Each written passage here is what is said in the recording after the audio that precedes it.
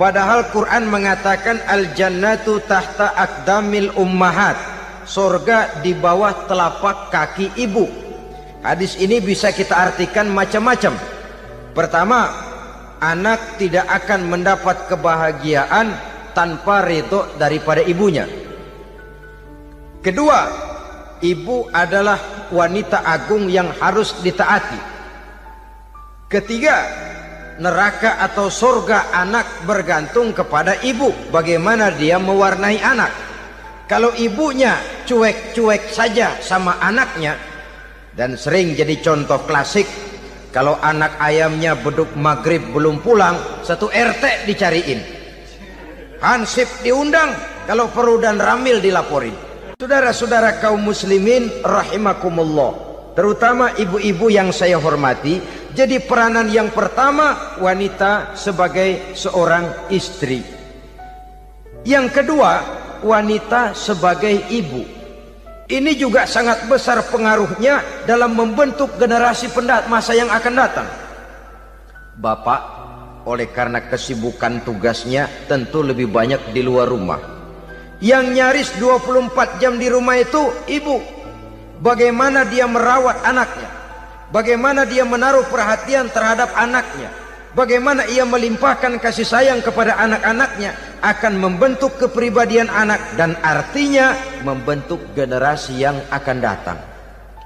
Kalau seorang ibu sudah cuek-cuek saja kepada anaknya, padahal Quran mengatakan al-jannatu tahta aqdamil ummahat, surga di bawah telapak kaki ibu. Hadis ini bisa kita artikan macam-macam. Pertama, anak tidak akan mendapat kebahagiaan tanpa ridho daripada ibunya. Kedua, ibu adalah wanita agung yang harus ditaati. Ketiga, neraka atau surga anak bergantung kepada ibu, bagaimana dia mewarnai anak. Kalau ibunya cuek-cuek saja sama anaknya, dan sering jadi contoh klasik, kalau anak ayamnya beduk maghrib belum pulang, satu RT dicariin, hansip diundang, kalau perlu dan ramil dilaporin. Tapi kalau anak gadisnya jam 12 tengah malam belum pulang, ibu tenang saja Pak. Tidak tergerak dan tidak tertarik hatinya. Ya tentu tidak semua.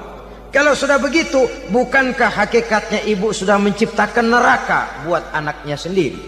Khalil Gibran dalam satu tamsil yang indah pernah mengatakan, kalau kita diberikan sebutir mutiara, sebutir intan, dan intan itu sebutirnya sebesar telur ayam, benda yang sangat langka dan berharga, tentu kita sayang intan atau mutiara itu. Kita jaga baik-baik, kita simpan dalam kotak, kotaknya kita kunci, kotak itu kita simpan di dalam lemari, lemarinya kita kunci lagi, lemarinya ada di dalam kamar, kamarnya pakai pintu, pintunya kita kunci lagi, kamar itu ada dalam rumah, rumahnya pakai pintu, dikunci lagi, kemudian rumahnya pakai pintu gerbang besar, gerbangnya juga digembok lagi. Untuk menjaga intan itu jangan sampai hilang, begitu usaha kita berlapis-lapis. Dan intan itu sudah diberikan kepada kita, kata Khalil Gibran. Apa dia? Anak-anak yang diamanahkan Allah kepada kita. Itu intan-intan mahal, itu mutiara-mutiara pilihan yang dititipkan dan diamanahkan untuk kita jaga sebaik-baiknya. Haruskah dia sia-sia di tangan kita? Assalamualaikum warahmatullahi wabarakatuh. Ala alihi wa sahbihi ajma'in, amma ba'du. Saudara-saudara kaum muslimin rahimakumullah, salah satu dari misi Islam ialah mengangkat harkat dan martabat manusia yang sebelumnya dibedakan oleh warna kulit, oleh suku bangsa dan bahasa, seluruhnya diikat dengan satu akidah, menghilangkan perbedaan akibat warna kulit, suku bangsa dan bahasa. Termasuk dalam upaya itu betapa Islam telah mengangkat harkat dan martabat kaum wanita. Maka pada pertemuan kali ini kita akan membicarakan tentang peranan wanita sepanjang pandangan agama. Sebelum Islam datang, nasib perempuan nyaris hanya berputar di segitiga saja. Dapur, sumur, kasur. Kasur, sumur, dapur. Seolah-olah wanita terpaut dengan 3 itu tadi. Seolah-olah wanita tidak bisa berbuat lebih banyak daripada itu. Bahkan di tengah masyarakat jahiliyah, bayi perempuan mendatangkan aib sehingga mereka lalu dikubur hidup-hidup. Maka datang Islam dengan tegas mencanangkan satu revolusi yang mengangkat harkat dan martabat kaum wanita. Nabi bersabda, "An-nisa'u imadul bilad. Iza saluhat saluhal bilad, wa iza fasadat fasadal bilad." Wanita adalah tiang negara. Jikalau baik wanita, baiklah negara.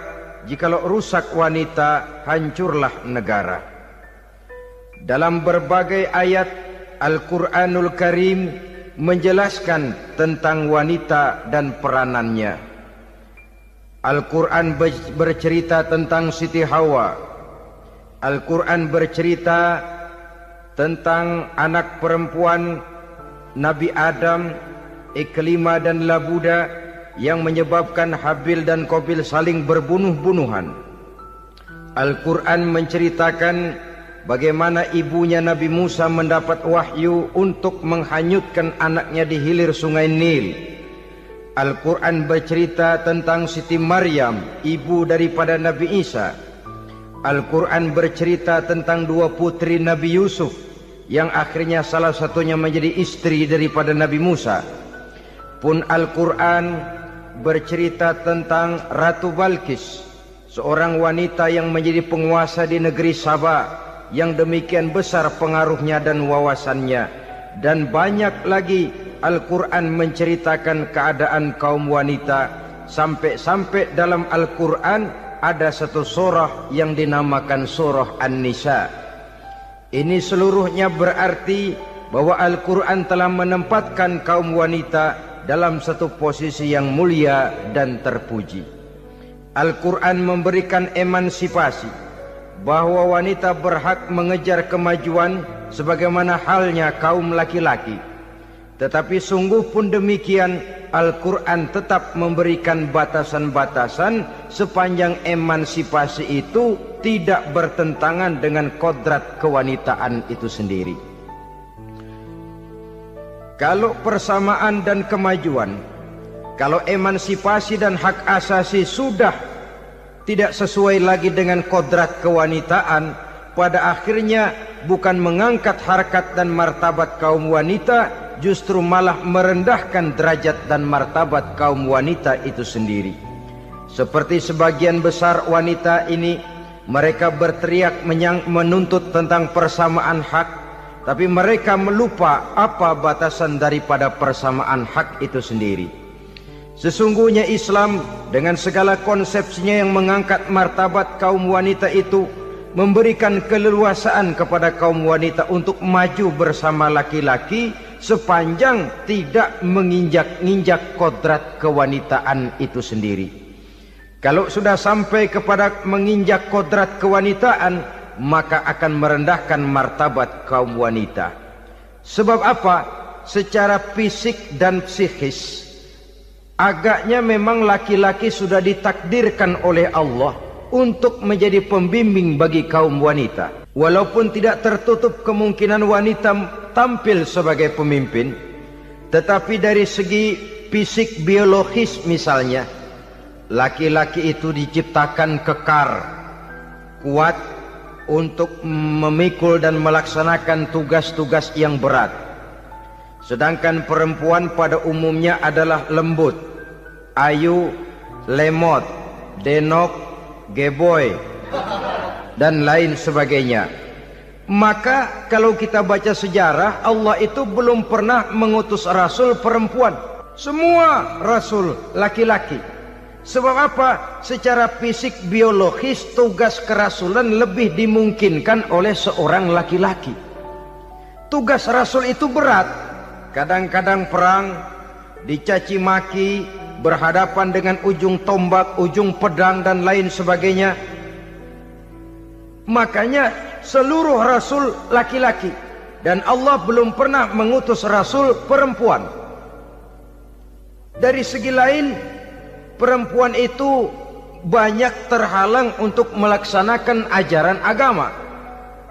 Misalnya, 1 minggu dalam sebulan perempuan itu terkena cuti khusus, mengalami masa menstruasi, tidak sholat, tidak puasa, tidak melaksanakan ajaran agama yang tidak dibolehkan pada saat menstruasi itu. Kalau ada rasul perempuan, lalu saat malaikat akan menyampaikan wahyu, kebetulan rasulnya sedang wah, itu bisa balik lagi malaikat Jibril ke langit itu. Mau turun nyampein wahyu, balik lagi ke atas, ditegur, kenapa balik lagi Jibril? Rasulnya lagi head.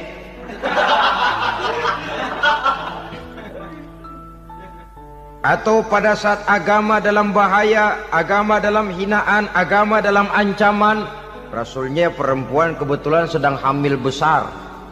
Apa lalu perang ditunda? Pengumuman perang ditunda saja sampai rasul melahirkan. Tentu lebih tidak mungkin lagi. Secara fisik biologis, laki-laki lebih memungkinkan untuk melaksanakan tugas kerasulan ini. Maka seluruh rasul yang diutus Allah adalah laki-laki. Saudara hadirin yang saya muliakan, sungguh pun demikian, Islam itu mengangkat martabat wanita sedemikian tinggi sebagai tiang negara yang menentukan jatuh dan bangunnya negara, yang ikut mewarnai bahkan menjadi warnanya suatu negara. Walaupun peranannya memang tidak begitu kelihatan, tapi sesungguhnya amat sangat menentukan. Oleh karenanya, secara umum, emansipasi yang digariskan oleh Islam, emansipasi yang tidak bertentangan dengan kodrat kewanitaan di berbagai aspek kehidupan. Kalau sekarang emansipasi ini kelihatannya sudah salah pasang, salah kaprah. Bahkan belum lama kita menyaksikan bagaimana ada binaragawati. Di zaman sekarang perempuan sudah mulai angkat besi. Saya mulai mikir kalau perempuan sudah pada angkat besi, ini sudah tanda suaminya udah dekat dibanting-bantingin ini. Tahun-tahun mendatang mungkin akan menyusul perempuan mulai narik becak.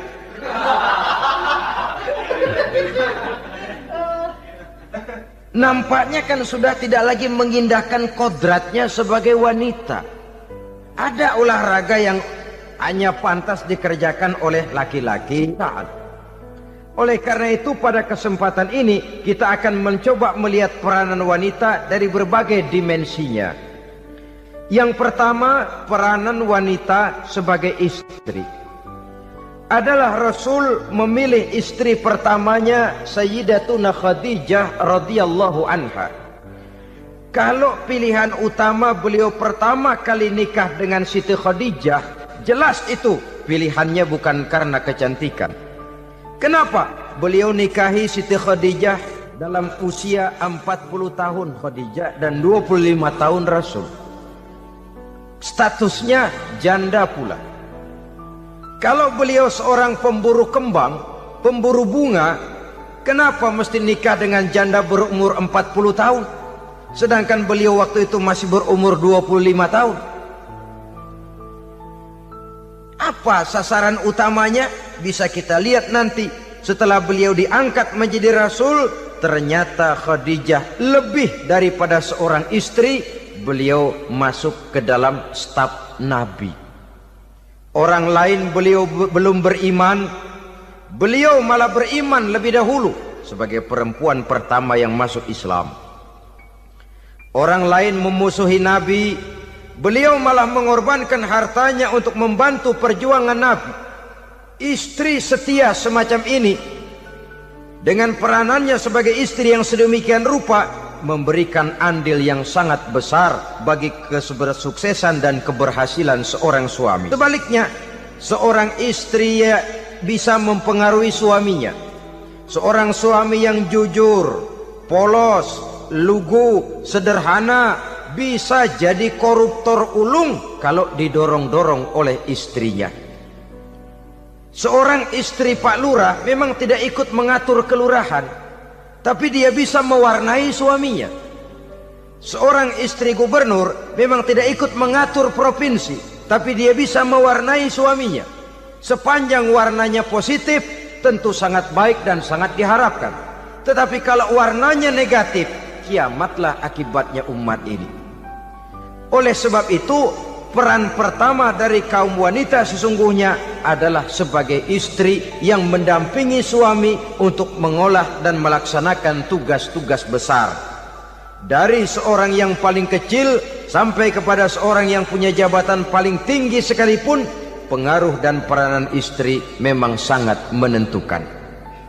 Saudara hadirin kaum muslimin rahimakumullah. Itulah sebabnya Nabi menikah dengan Siti Khadijah. Dan lebih dari itu, sebelum menikah dengan Nabi, Siti Khadijah itu sudah terkenal sebagai pengusaha wanita, business girl kalau bahasa sekarang ini. Bahkan jaringan-jaringan bisnisnya tidak hanya Mekah saja, tidak hanya antar kota, bahkan sudah antar negara, dari Mekah ke Syam, dari Mekah ke Madinah dan lain sebagainya, yang bahkan kita tahu Rasul pada mulanya pun ikut membantu perdagangannya Siti Khadijah radhiyallahu anha ini. Jadi kalau bercermin dari karier Siti Khadijah, boleh saja wanita bergerak di bidang bisnis, asal memang profesi, bukan karena dengan senjata dan modal kecantikan lalu membujuk dan merayu orang sampai telap sehingga bisnisnya berjalan lancar dengan jalan menjual kecantikannya. Tidak, bergerak di bidang bisnis yang memang profesinya di situ. Tidak ada salahnya. Bisa saja perempuan menjadi business girl seperti yang dicontohkan oleh Siti Khadijah radhiyallahu anha ini. Sebab itu, kontes-kontesan yang hanya bertitik kepada rupa yang ayu saja, rupa yang cantik saja, sesungguhnya bukan hanya tidak bermanfaat, tapi saya pikir juga sangat tidak mendidik. Yang mengajar anak-anak remaja putri kita untuk berlomba-lomba hidup dalam kepalsuan. Alis mata palsu, hidung pesek dimancungin palsu, operasi plastik. Alis matanya dikerik, bikin yang palsu. Tai lalat lagi bikin yang palsu. Gincu bibir dimerahin, palsu. Seluruhnya hidup dalam kepalsuan. Akan lebih baik kalau kita ini misalnya mengadakan kontes yang menitik beratkan kepada ketinggian IQ, kecerdasan, kemampuan, skill, keahlian dan kemampuan. Tidak hanya dititik beratkan kepada rupa yang ayu dan cantik semata-mata. Sebab di samping manfaatnya diragukan, juga sangat tidak mendidik buat generasi yang akan datang. Terutama ibu-ibu, peran utama wanita sesungguhnya adalah sebagai istri mendampingi suami dalam melaksanakan tugas-tugas besar. Satu hari, serombongan ibu-ibu pernah datang menghadap Rasul mengajukan satu resolusi. Protes kalau bahasa kita sekarang. Ya Rasul, ada apa bu? Kalau laki-laki sih enak. Enak bagaimana? Iya, kalau orang laki-laki sholat, perempuan sholat. Laki-laki puasa, perempuan puasa. Laki-laki pergi haji, perempuan pergi haji. Laki-laki menuntut ilmu, perempuan bisa menuntut ilmu. Tapi kalau laki-laki pergi jihad, perang membela agama, kami perempuan tidak bisa ikut jihad perang di medan pertempuran. Padahal pahala jihad sangat besar dan kami ingin mendapat pahala jihad. Tidak adil kalau begini ya Rasul, izinkan kami pergi jihad. Ini perempuan di zaman Rasul, kalau ada kebaikan tidak bisa ikut, rasanya rugi bukan main, lalu protes. Apa jawab Rasul? Beliau senyum. Ibu-ibu jangan khawatir, walaupun ibu-ibu tidak maju ke medan perang, ada ibadah yang pahalanya sama dengan pahala jihad itu. Apa ya Rasul? Beliau menjawab, jihadukunna fi baitikunna. Jihadnya ibu-ibu, jihadnya kaum wanita adalah di rumah tangganya sebagai istri. Memasak makanan suaminya, mencuci pakaian istrinya, mengasuh, merawat dan membesarkan anak-anaknya, itu seluruhnya bagian daripada ibadah yang pahalanya tidak kurang dengan pahala jihad. Kenapa? Al-Quran itu memberikan sesuatu sesuai dengan kedudukannya.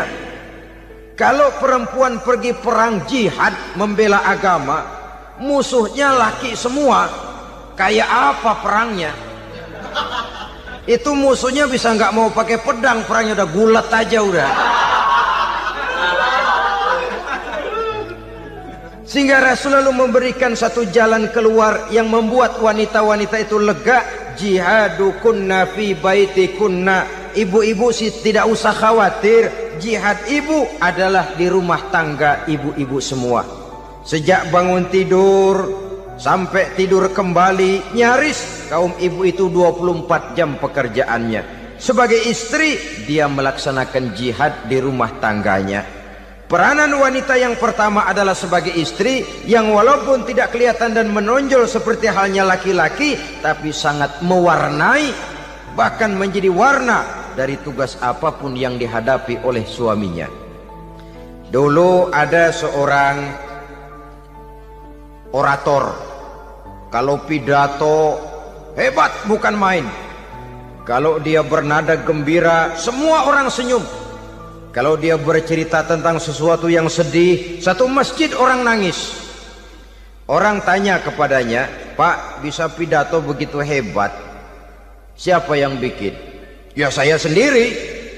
Istrinya dari belakang bilang, tidak, yang bikin pidatonya hebat saya. Kata suaminya, mana bisa, saya, kata istrinya. Kalau saudara tidak percaya, tunggu Jumat depan, dia khutbah Jumat, saya akan bikin khutbahnya tidak hebat, kata istrinya. Sudah hari Rebo, siap-siap mau bikin konsep khutbah, baru mau nulis, datang istrinya, bang tolong pegangin anak, saya mau ke warung.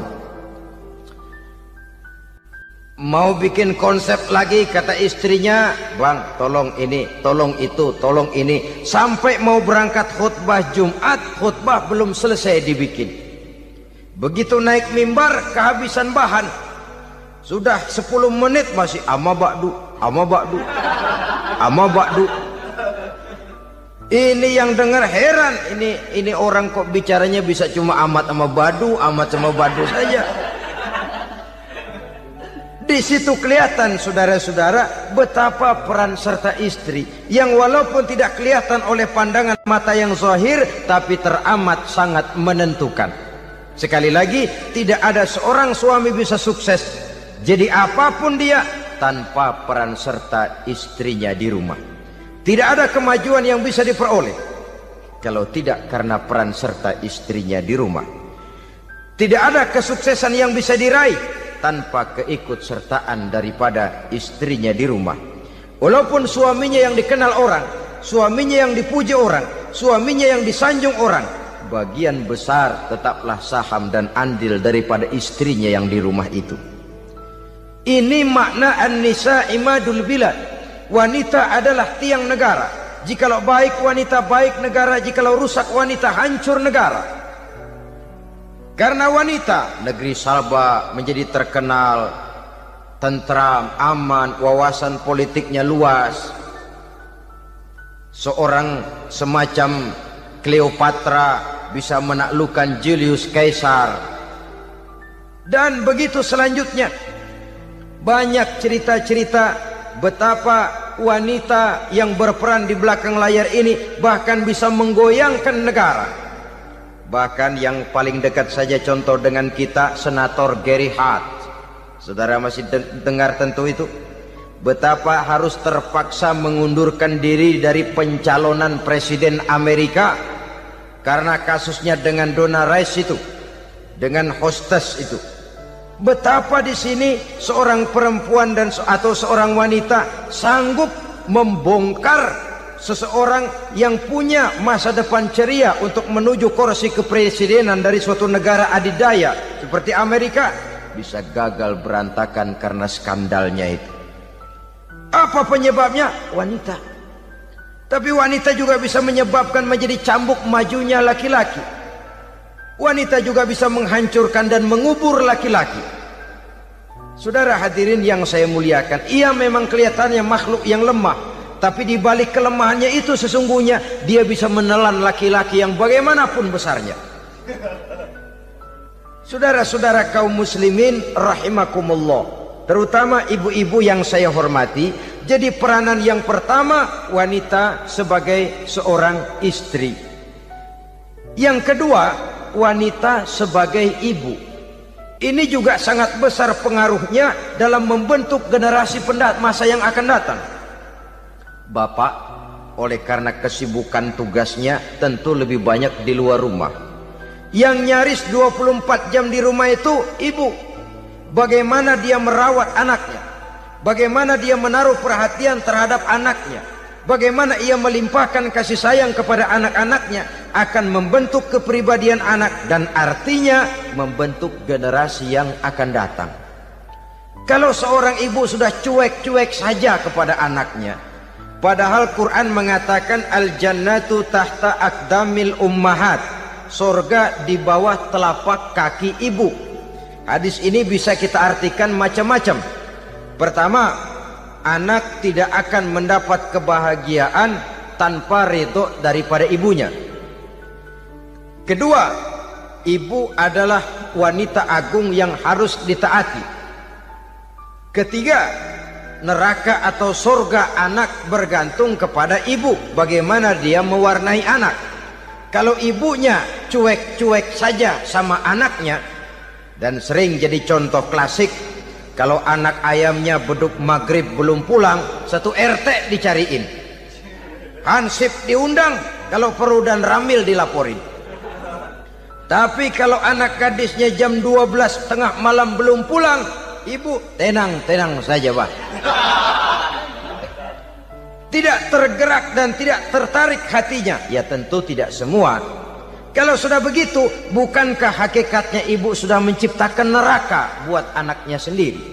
Khalil Gibran dalam satu tamsil yang indah pernah mengatakan, kalau kita diberikan sebutir mutiara, sebutir intan, dan intan itu sebutirnya sebesar telur ayam, benda yang sangat langka dan berharga, tentu kita sayang intan atau mutiara itu. Kita jaga baik-baik, kita simpan dalam kotak, kotaknya kita kunci, kotak itu kita simpan di dalam lemari, lemarinya kita kunci lagi, lemarinya ada di dalam kamar, kamarnya pakai pintu, pintunya kita kunci lagi. Kamar itu ada dalam rumah, rumahnya pakai pintu, dikunci lagi. Kemudian rumahnya pakai pintu gerbang besar, gerbangnya juga digembok lagi. Untuk menjaga intan itu jangan sampai hilang, begitu usaha kita berlapis-lapis. Dan intan itu sudah diberikan kepada kita, kata Khalil Gibran. Apa dia? Anak-anak yang diamanahkan Allah kepada kita. Itu intan-intan mahal, itu mutiara-mutiara pilihan yang dititipkan dan diamanahkan untuk kita jaga sebaik-baiknya.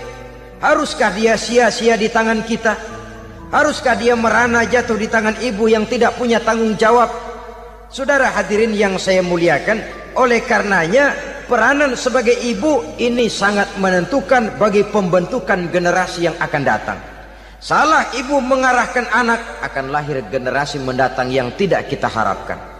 Sehingga Nabi bersabda, kullu mauludin yuladu 'alal fitrah fa abawayhi yuhawwidanihi aw yunassiranihi aw yumajjisanihi.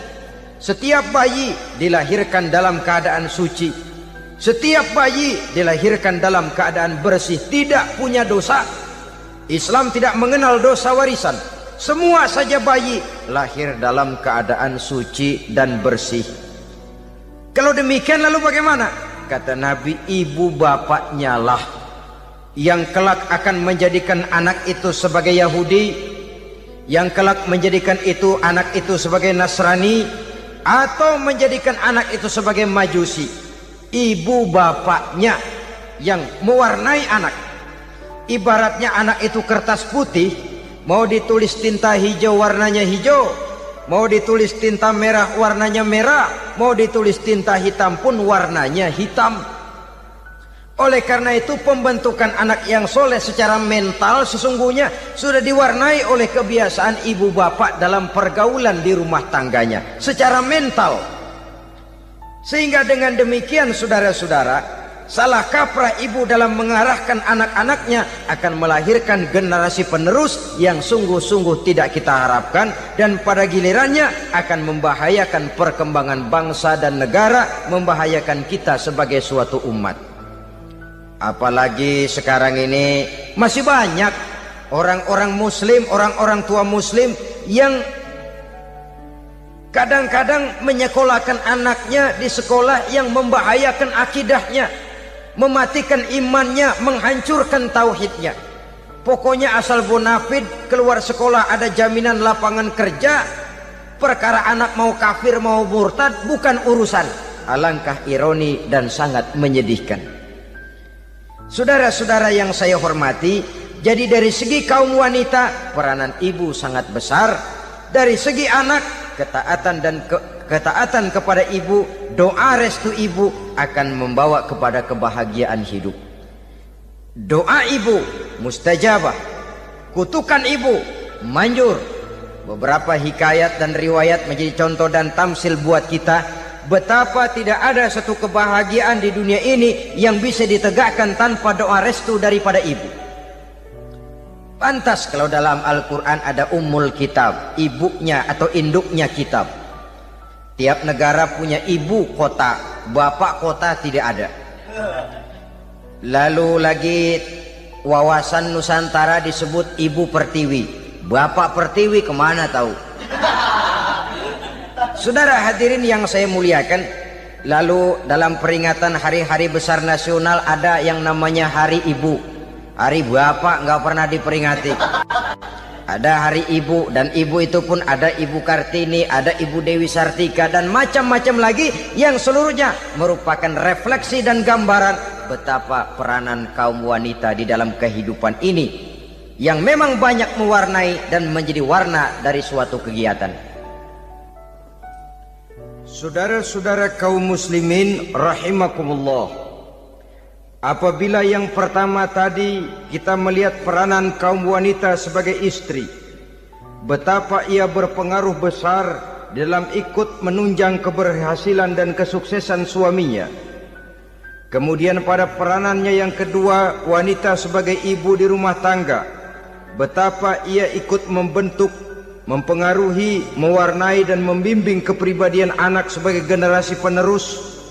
Maka pada peranan yang ketiga ini kita akan melihat wanita sebagai social agent, sebagai penggerak kegiatan sosial di berbagai bidang kehidupan.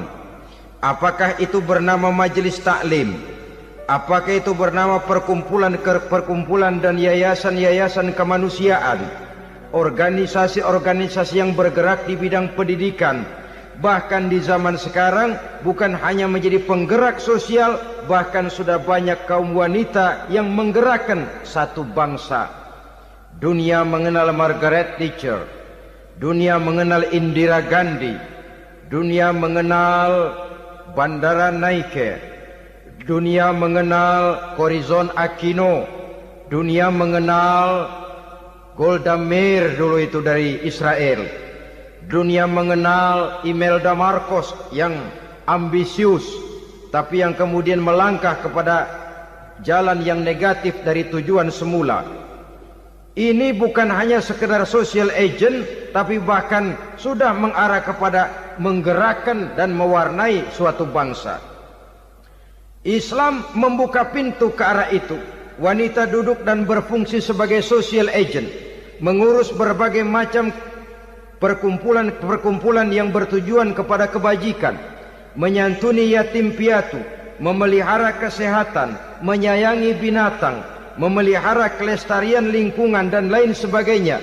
Islam membukakan pintu sepanjang peranan sebagai istri dan sebagai ibu tidak diabaikan. Ini sebab yang utama.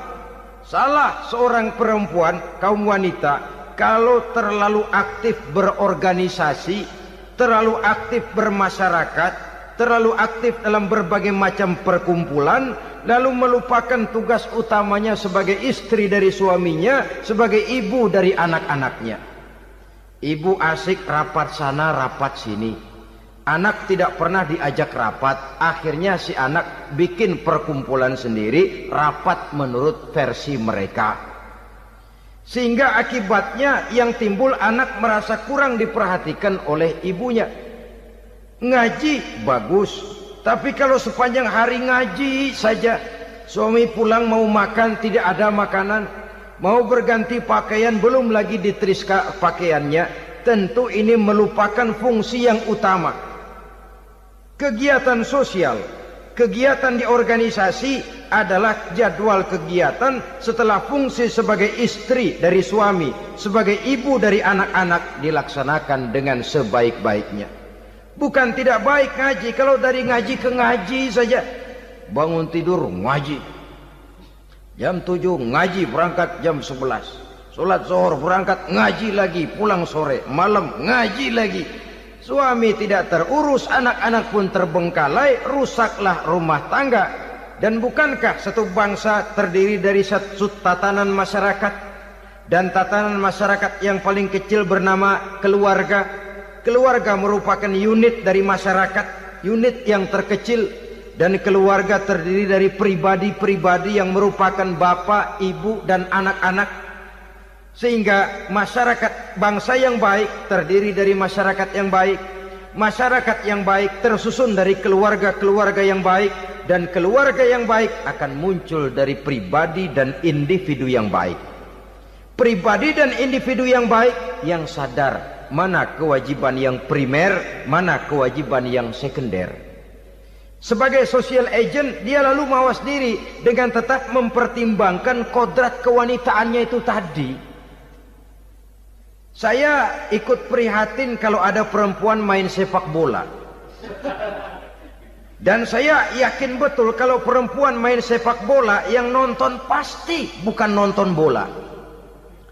Ya mungkin bola juga, tapi bola yang mana? Itu wallahu a'lam. Ya dicari olahraga yang sesuai dengan kodrat kewanitaan begitu. Dicarilah olahraga yang sesuai dengan kodrat kewanitaan. Sepak bola sudah maju, ya belakangan saya katakan tadi muncul lagi wanita angkat besi. Belakangan bisa kita bayangkan wanita main tinju. Babak belur sudah kalau sudah begitu. Kemajuan dengan melupakan kodrat kewanitaan akan menyengsarakan kaum wanita itu sendiri. Silahkan maju menjadi social agent, menjadi penggerak di masyarakat. Para istri Rasul bisa kita jadikan satu figur. Siti Khadijah, figur sebagai istri pendamping yang setia. Dikala suaminya bingung, ia tampil memberikan pandangan. Dikala suaminya bingung, ia memberikan tanggapan. Dikala suaminya dimusuhi orang, ia menampakkan kesetiaannya. Kau tidak sendiri bang, aku di sisimu. Dikala jiwanya gelisah ketika pertama kali menerima wahyu berhadapan dengan malaikat Jibril, Khadijah yang menghibur. Kalla ma yukhzikallahu abada. Tidak apa-apa bang, Allah tidak akan menyusahkan kau untuk selamanya. Tenang sajalah, tenang. Abang orang baik-baik, Allah tidak akan menyengsarakan abang. Peran sebagai istri. Dan Rasul mantap. Sehingga bertahun setelah Khadijah wafat, selalu terkenang dan dikenang oleh Rasul. Pernah satu saat beliau itu seperti orang melamun. Aisyah tanya, kok seperti ngelamun bang? Iya kata Rasul, saya seperti mendengar suara terompahnya Khadijah di surga. Padahal Khadijah sudah lama wafat. Aisyah mendengar itu rada sedikit manyun. Kata Aisyah, bang cukup sekali ini saja, jangan sebut-sebut lagi nama itu ya. Cemburu rupanya. Ya soal cemburu sih nggak bini Nabi, nggak bini kita, namanya cemburu. Perempuan mesti ada. Apa jawab Rasul? Ya Humairah, Aisyah, haruskah saya melupakan seseorang yang dikala orang lain memusuhi saya, dia mati-matian membela saya. Dikala orang lain mau membunuh saya, dikorbankan hartanya untuk membantu perjuangan saya. Mestikah saya melupakan orang yang begitu baik? Tidak, Aisyah. Sepanjang nafas masih ada, sepanjang itu saya tidak akan bisa melupakan Khadijah sayang. Peran sebagai istri Khadijah ini, peran sebagai istri. Suaminya bingung, istrinya memberikan hiburan. Kadang kan tidak, suami bingung, istri bingungan lagi. Ya sudah, mari ramai-ramai kita bingung sudah. Bukan mencari jalan keluar, yang sudah bingung malah ditambahin bingung lagi. Saudara hadirin yang saya hormati, lalu figur Siti Aisyah, muda, cantik, kreatif, cerdas. Kalau bahasa sekarang barangkali wanita karier ini. Ini figur-figur loh. Jadi punya keistimewaan masing-masing, sehingga ada pilihan. Ya tentu orang mencari istri itu kan karena ada dasar pilihan. Mungkin rupanya kurang menarik tapi akhlaknya bagus. Mungkin akhlaknya sedang-sedang saja tapi potongannya cakep. Masih ada pilihan. Sudah potongan jelek, akhlak bejat. Emangnya lu milih merem tempo hari ya?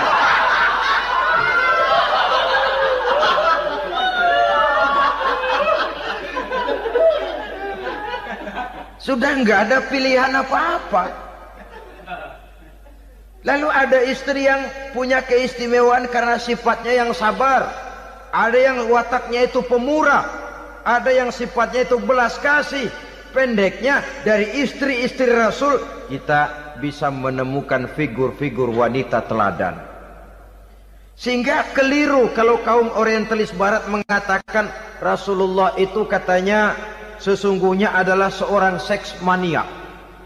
Istrinya banyak. Oh ini memang bajingan ini orientalis ini. Kalau Rasulullah itu seorang seks mania, tentu yang dinikahinya itu pertama jelas gadis semua, yang kedua tentu cantik-cantik semua. Dari istri-istri beliau yang dikawininya dalam keadaan gadis cuma Siti Aisyah. Selebihnya janda. Apa pertimbangannya? Menyantuni yatim-yatimnya, mengayomi janda-janda yang ditinggal suaminya gugur di medan perang, untuk memperkuat keimanannya. Itu pilihan utama Rasul. Kita sekarang ini ya ngakunya sih ikut sunnah Rasul, cuma sunnahnya urusan kawin melulu. Ada duit sedikit, kawin maning, kawin maning. Ditanya orang kenapa kawin melulu, sih mas sunnah Rasul. Bukan main. Kalau sudah urusan kawin pahlawan betul sunnah Rasul. Padahal kawin lagi dalam Islam itu sungguh pun boleh, tapi tidak diperintah. Tidak diperintah, memang cuma boleh. Itu kalau dalam pesawat itu cuma semacam emergency exit loh ya. Yang tidak boleh sembarang waktu bisa dibuka. Kalau memang sanggup berlaku adil, tafadhol. Kalau tidak, satu juga nggak habis. Lagian saya kira perempuan itu kan cuma perbedaan rupa saja, perbedaan selera saja. Seperti singkong dengan sate, bedanya kan cuma di tenggorokan. Kalau sudah masuk ke perut, kenyangnya kan sama. Perempuan cuma berbeda dalam selera, rasanya barangkali ya, barangkali.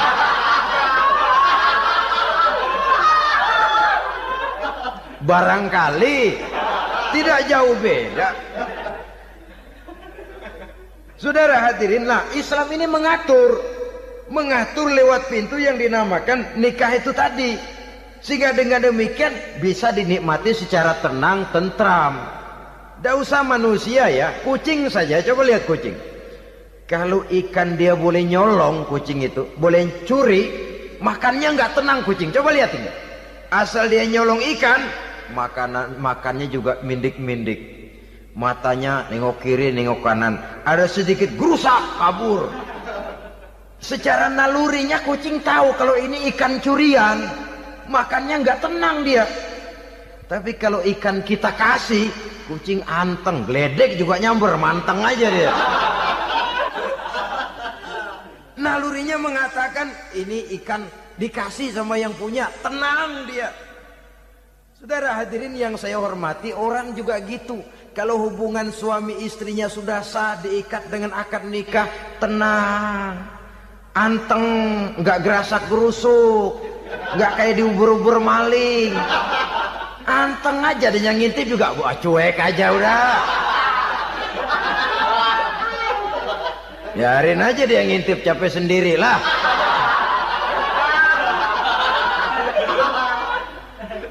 Tapi kalau nyuri-nyuri, coba lihat dah. Mana di kebun banyak nyamuk, Hansip mukul tiang listrik, dia yang bingung. Islam ini sesungguhnya memudahkan jalan, saudara-saudara. Jadi sebagai social agent, wanita bisa berperan untuk itu. Apalagi untuk hal-hal yang menyangkut wawasan kemanusiaan, di mana kaum wanita karena emosinya lebih tinggi daripada kaum laki-laki, dia sangat peka terhadap masalah-masalah yang menyangkut kemanusiaan. Hatinya mudah tergugah, perasaannya cepat terenyuh. Dengan penderitaan dia cepat tergugah. Dia bisa menjadi social agent tanpa harus melupakan fungsi utama sebagai istri dan sebagai ibu dari anak-anaknya, sebagai istri dari suaminya. Saudara hadirin yang saya muliakan, dahulu Al-Quran pernah menceritakan betapa istri-istri pembesar di istana mewah di zaman Nabi Yusuf, kalau istilah sekarang nyonya-nyonya jet set, nyonya-nyonya VIP, betapa mereka mau memporak-porandakan keimanan seorang pemuda seperti halnya Nabi Yusuf alaihi salam. Dan Nabi Yusuf kemudian ternyata tidak mau jadi gigolo yang kerjanya hanya menyenangkan wanita-wanita jet set kelas VIP ini tadi. Sesungguhnya ini cuma satu simbol yang kejadiannya bisa saja terjadi pada zaman modern dalam versi dan kondisi yang berbeda. Namun bagaimanapun juga wanita dengan peranannya sebagai social agent, sebagai penggerak masyarakat, sangat besar pengaruhnya dalam ikut mewarnai perkembangan suatu negara. Seorang suami perlu memberikan dorongan kalau istrinya aktif di bidang sosial, asal dengan catatan saja, fungsi sebagai istri, fungsi sebagai ibu jangan sampai terlantar karenanya. Bahkan saya katakan tadi, di zaman sekarang wanita tidak lagi hanya berfungsi sebagai social agent, bahkan sebagai national agent, penggerak dari satu bangsa. Muncul wanita-wanita yang jadi menteri, yang jadi anggota DPR, bahkan yang jadi kepala desa dan lain sebagainya. Secara umum memang ar-rijal qawwamuna 'alan nisa. Laki-laki adalah pembimbing bagi kaum wanita karena kelebihan fisik biologis, kelebihan kemampuan intelektual dan lain sebagainya. Namun wanita pun boleh saja menjadi social agent sepanjang catatan yang saya sampaikan tadi. Jangan sampai melupakan kodrat kewanitaan, jangan sampai mengalahkan fungsi sebagai istri dari suaminya, sebagai ibu daripada anak-anaknya. Nah, kemudian fungsi yang keempat di bidang ilmu pengetahuan. Islam memberikan kesempatan yang sama kepada kaum wanita. Thalabul ilmi faridatun ala kulli muslimin wa muslimatin. Menuntut ilmu itu wajib hukumnya bagi orang Islam, baik laki-laki maupun perempuan. Sampai dibentuk kalimat pengecualian khusus ini, muslimin wa muslimatin, bagi muslim laki-laki, bagi muslim perempuan. Dan alhamdulillah, kalau dulu di zaman Raden Ajeng Kartini, nasib perempuan berada di balik pintu yang digembok rapat-rapat, siklusnya berputar cuma sumur, dapur, kasur, kasur, sumur, dapur, dapur, sumur, kasur. Melingkar di situ-situ saja peranan kaum wanita. Memberontak jiwa Raden Ajeng Kartini, menuntut persamaan bahwa wanita berhak maju sama dengan laki-laki. Entah Islam sejak 14 abad yang lalu sudah mencanangkan ini, menuntut ilmu wajib bagi laki-laki dan perempuan beragama Islam. Orang Islam baik dia laki-laki, baik dia perempuan, wajib menuntut ilmu. Ilmu dalam artian umum, tidak hanya sekedar fikih tauhidnya, ya di bidang kedokteran, di bidang teknik, di bidang hukum dan lain sebagainya. Ini yang perlu dibanggakan. Kalau perlu, ini yang perlu diadakan kontes. Kontes IQ, wanita yang paling berprestasi di bidang ilmiah, wanita yang punya prestasi di bidang menjaga kelestarian lingkungan hidup, wanita yang punya prestasi menggerakkan sosial, menyantuni yatim piatu, memelihara kesehatan. Adakan kontes macam itu untuk mendorong. Ini enggak, kalau kontes yang diukur betis, bibir, pinggul, payudara, lubang hidung, ukur sekalian kita. Apa manfaatnya dan apa unsur pendidikan yang ada di dalamnya? Tidak menguntungkan, tidak mendidik, dan tidak membawa manfaat. Kecuali lalu yang timbul pola hidup konsumen, pola hidup konsumer, pola hidup yang material, pola hidup yang wah, pola hidup yang gemerlapan. Ya, kalau oleh anak-anak muda yang terjangkau. Kalau tidak, dia hanyut ditelan mimpinya. Dia ingin bergaya hidup jet set, sementara dia dihadapkan oleh kenyataan bahwa dia tinggal di kampung, ibu bapaknya orang kampung, dan lain sebagainya. Jiwanya berontak, terjadilah kegalauan, terjadilah kerancuan, terjadilah komplikasi, perang di batin antara keinginannya dengan lingkungan nyata yang dihadapinya. Dan kalau sudah ada gejala semacam itu, penyakit-penyakit kejiwaan akan mudah muncul. Ini gejala terutama buat orang-orang yang tinggal di daerah transisi. Kota besar bukan, kampung banget juga enggak. Daerah cekak. Akibatnya gayanya ya sering gaya enggak karu-karuan. Gaya kepalang tanggung jadinya. Saudara hadirin yang saya muliakan, akhirnya apa? Santri tapi lagunya kayak koboi. Koboi tapi sesungguhnya santri. Saudara hadirin yang saya hormati, maka di bidang ilmu pengetahuan wanita mempunyai peranan yang sangat besar. Dia bisa tampil dengan karya-karya ilmiahnya yang membawa manfaat bagi perkembangan agama, bangsa dan negaranya.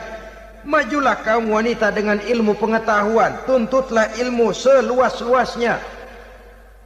Kita hidup di satu negara yang merdeka, kita beragama yang memberikan satu keyakinan bahwa menuntut ilmu merupakan kewajiban, bahwa peranan wanita tidak hanya di belakang dapur, lain sebagainya yang seluruhnya terpantul dari dinamika kehidupan kaum wanita. Saudara-saudara kaum muslimin rahimakumullah. Kemudian yang kelima, peranan wanita dalam bidang agama. Kita bersyukur sekarang ini gejalanya dimanapun pengajian, biasanya lebih ramai pengajian ibu-ibu dari bapak-bapak. Peringatan hari-hari besar keagamaan, biasanya lebih ramai ibu-ibu daripada bapak-bapak. Pengajian ibu lebih ramai. Padahal kalau bicara sibuk, lebih sibuk ibu daripada bapak misalnya. Kalau sudah pengajian bapak-bapak, biasanya pengajiannya ramai cuma 3 giliran itu. Pembukaan, maulid, penutupan. Kalau sudah yang rutin pengajian tiap minggu, 3 pojok yang ngaji. Yang atuh nguap, yang atuh pules, yang atuh ngiler. Saudara hadirin yang saya muliakan, ada badan kontak majelis taklim yang merupakan wadah daripada kegiatan ibu-ibu. Ada Ittihadul Muballighat, Persatuan Muballighat. Ada persatuan para asatiza, dan macam-macam lagi peranan ibu-ibu di dalam kehidupan beragama. Tapi sesungguhnya harus dimulai dari bagaimana si ibu mewariskan jiwa agama kepada anak-anaknya di rumah tangganya. Kalau itu gagal, dia mau melangkah ke masyarakat, dia sudah gagal sejak awal sesungguhnya. Keberhasilannya dia menata masyarakat akan mengakibatkan dia nanti bernasib seperti Nabi Nuh. Berhasil mengajak beberapa orang kafir mengikuti ajarannya, tapi gagal mengislamkan putranya sendiri Kan'an. Bukan tidak berusaha, tapi memang Allah sudah menghendakinya sedemikian untuk menjadi contoh buat kita semua. Yang penting orang tua berusaha dan berikhtiar. Kalau sudah berusaha dan berikhtiar, anak ternyata memang sulit diurus, barangkali memang fotokopinya Kan'an tuh anak. Ya orang tua kalau sudah berusaha, ya tawakallah. Jangan belum berusaha lalu berkata, jangan anak kita, anak Nabi aja ada yang bengal. Ngajar tidak mau, mengajar anak tidak mau, mendidik anak tidak mau, lalu mencontoh Nabi, salah kaprah namanya. Kaum wanita bisa berperan di dalam agama. Ketika Rasul hijrah, itu kan beliau tidak langsung ke Madinah. Dari Mekah itu beliau mengambil jalan arah ke kiri menuju Gua Sur. Ini dalam strategi militer punya makna sendiri. Jenderal yang ulung, ahli strategi militer ini. Di Gua Sur sana beliau tinggal 2 hari 3 malam. Siapa yang membawa makanan ke Gua Sur? Siapa yang menjadi kurir untuk mengintai kegiatan-kegiatan Quraisy setelah Nabi berangkat hijrah? Asma, putri Abu Bakar Siddiq radhiyallahu anhu. Jadi kurir, jadi spion, membawa makanan untuk Rasul dan ayahnya di Gua Sur. Ini peranan wanita. Di tengah bahaya, di tengah keadaan posisi terjepit, Rasul di dalam gua, diamatinya keadaan Quraisy, dilaporkannya kepada Rasul. Jasa seorang wanita bernama Asma, putri dari Abu Bakar Siddiq radhiyallahu anhu. Rabi'atul Adawiyah, seorang sayyidah sufiyah, ahli tasawuf yang terkenal dengan ajaran cintanya kepada Tuhan. Dia bisa menjadi tokoh wanita dalam gerakan sufi oleh karena kegiatannya di bidang agama, dalam arti mujahadahnya kepada Allah Subhanahu wa ta'ala. Dia korbankan bagian besar daripada hidupnya untuk mengabdi kepada Allah. Setelah suaminya meninggal, seumur hidup dia tidak pernah nikah lagi. Bukan tidak cantik, cantik. Bukan tidak ada yang mau, banyak yang meminang. Bahkan diantaranya termasuk Sufyan Tsauri, seorang tokoh juga, pernah mencoba meminang beliau. Kata Sufyan, Rabi'ah, bagaimana? Kamu kan janda? Iya. Lalu, lah saya kan duda. Jadi bagaimana? Daripada kita masing-masing sendiri-sendiri kan lebih baik kita join. Maksud kamu apa? Saya mau meminang kamu. Boleh? Tapi mas kawinnya saya minta engkau jawab 4 pertanyaan saya. Kalau bisa, diri saya seutuhnya saya berikan kepada kamu. Kalau tidak, tidak usah saja. In ajabtani fi 4 masail fa ana laka. Kalau engkau sanggup menjawab 4 pertanyaan saya, seluruh diri saya bulat-bulat saya serahkan kepada kamu.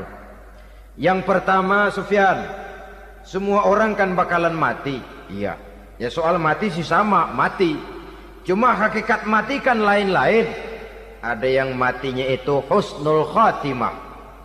Mati baik di akhirnya. Lagi ngaji, mati. Lagi baca Quran, mati. Lagi sholat, mati. Lagi dengar ceramah, mati. Lagi sodakoh, mati. Itu mati-mati yang su'ul khatimah. Ada yang mati itu, mati yang husnul khatimah maksud saya. Ada mati itu yang disebut su'ul khatimah, jelek di penghujungnya. Lagi nyekek botol, mampus. Lagi banting kartu, plak, plak, habis. lagi makan riba, mati. Lagi zina, mati. Lagi nipu, mati. Kira-kira kalau saya nanti mati, su'ul khotimah apa husnul khotimah? Loh, saya nggak tahu, kamu mati saja belum. Tidak bisa kamu jawab, tidak bisa. Yang kedua, setelah mati kita masuk ke alam kubur.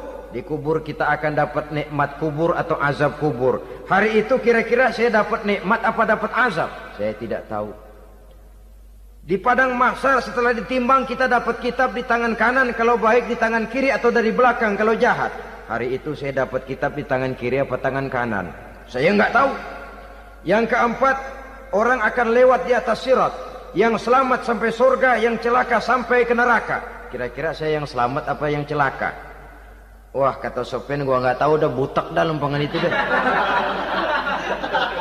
Kalau kau tidak tahu Sofyan, tidak bisa jawab 4 pertanyaan ini, maaf saja, lamaranmu saya tolak dan saya tidak akan nikah. Ini yang saya khawatir. Maka dia terkenal sebagai Sayyidah Sufiyah, tokoh wanita dalam dunia sufi. Dan artinya wanita bisa berperan banyak dalam bidang agama, sebagai pengasuh majelis taklim, sebagai pengasuh yatim piatu, sebagai gerakan-gerakan keagamaan yang positif dan lain sebagainya. Ini dimungkinkan karena Islam menunjang harkat dan martabat kaum wanita. Maka majulah kaum wanita Islam Indonesia dengan tetap menjaga kodrat kewanitaannya. Inilah yang kita sampaikan pada kesempatan ini. Terima kasih atas segala perhatian. Mohon maaf atas segala kekurangan. Wassalamualaikum warahmatullahi wabarakatuh.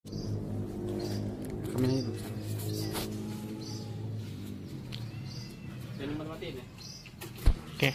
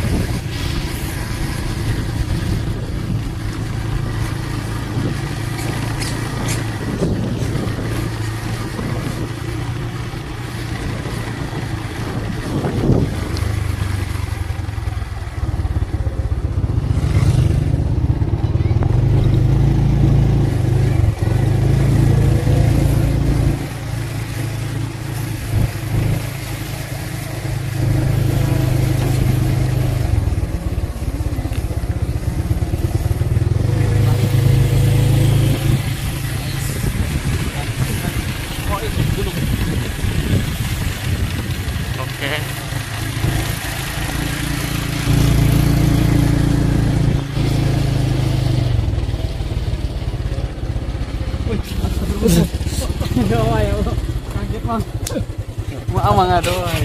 Itu dia sana buat.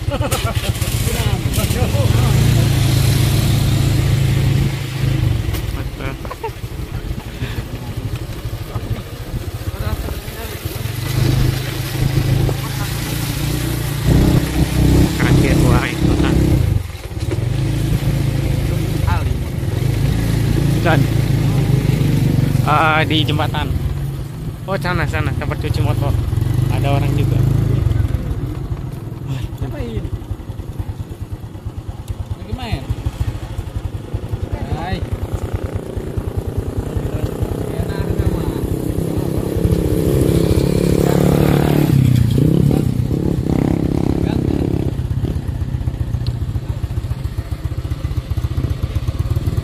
Kan girang ya, rekam. Rekam ini nih. Itu Endra bukan sih? Mamang. Motornya sama. Motornya. Oke.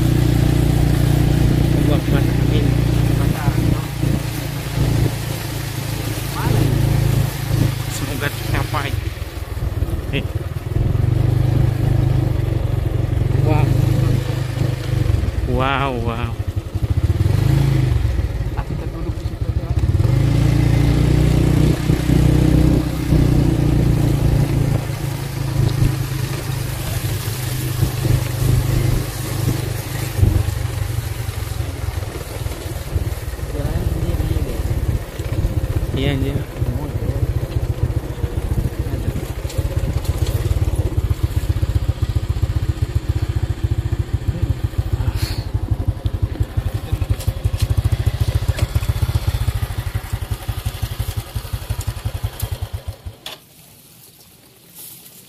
Panas yang seru. Kerjaan ya. Kau udah ngerekam? Ini mau ngerekam. Wih, mantap ini cuacanya. Wih, dan iklannya dapet. Harus berteduh ini. Anjir. Set. Set.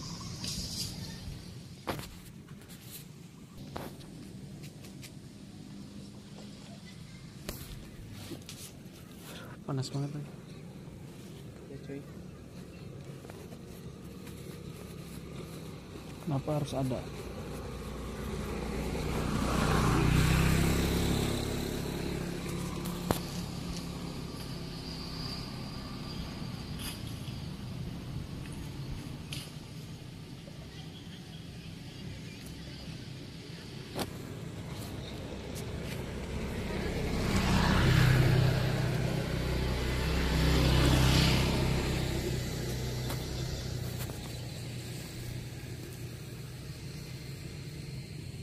Panas kan? Yoi. Kemana ini kita? Langsung nggak panas kayaknya. Aku yang panas pantesan kalau dia panas.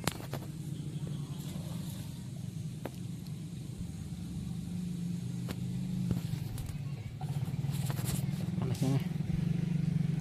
Kita lihat aja ya.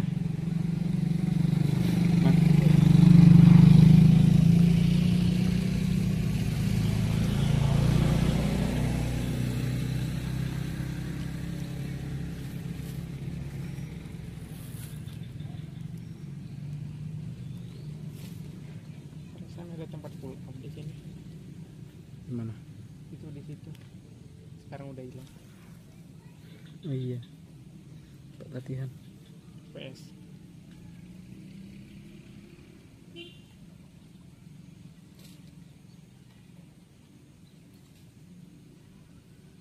Tujuh menit lah saya. Ya apa itu, Cok?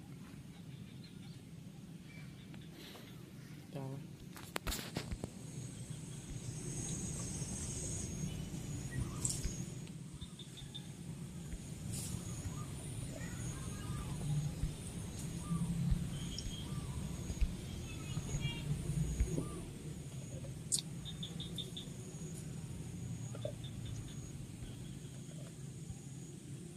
Ini suasana di sore hari yang cerah.